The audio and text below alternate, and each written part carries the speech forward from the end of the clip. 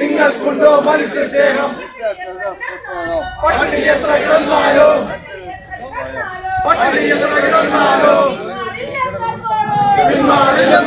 വ്യക്തമായിട്ട് പറയുകയുണ്ടായി.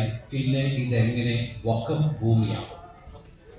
1980, 90, 93 വരെയാണ് ഫറൂഖ് കോളേജ് ഈ ഭൂമി വിറ്റത്. 1954 നിയമത്തിന് ശേഷം പിന്നെ വന്നിരിക്കുന്നത് 1995 നിയമമാണ്.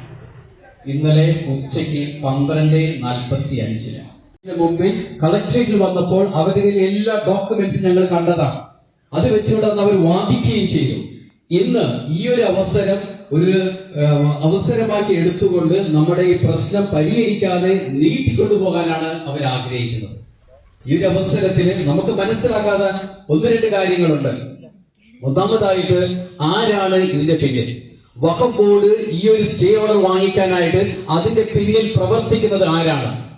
വഖഫ് ബോർഡിന്റെ CEO ആണോ അല്ലെങ്കിൽ മറ്റാരെങ്കിലും ആണോ?